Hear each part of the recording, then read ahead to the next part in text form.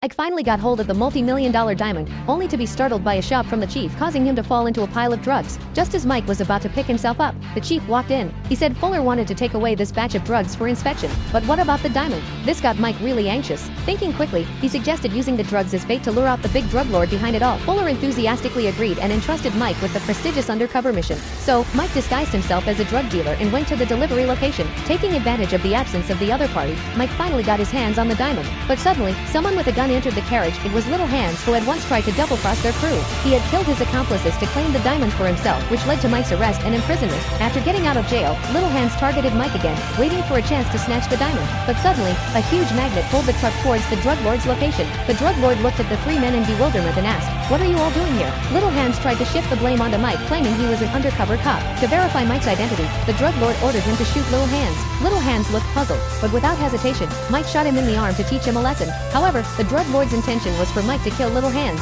Mike's principle had always been direct, no guessing games, and he couldn't bring himself to do it. Just as the situation reached a critical point, the police barged in, successfully arresting the drug lord. But Little Hands took advantage of the chaos and fled with the diamond. Mike chased after him relentlessly, firing a signal flare into his car, enveloping it in smoke. Seizing the opportunity, Mike drove ahead and flipped his car over. Little Hands got out of the car, facing Mike in a standoff. Greedy Little Hands wanted to become a millionaire with the diamond, but Mike said, "Now you only have one option, hand over the diamond. I'll use my cop identity to help you get a reduced sentence." Faced with pressure from both the American and Mexican authorities, Little Hands had no choice but to agree. Mike leaned him against the car and walked away, leaving Little Hands feeling betrayed. Enraged, he attempted to shoot, but Mike turned around and shot him in self-defense. Mike successfully retrieved the diamond, but his identity as a thief had long been exposed by his partner Jack. However, Jack had no intention of arresting him because their brief time together made him realize that Mike wasn't a bad person and had even cracked such a big drug case. Mike crossed the American border and, according to regulations, the police no longer had the authority to arrest him. Although Mike could no longer be a cop, he lived a happy life of ease with the diamond in hand.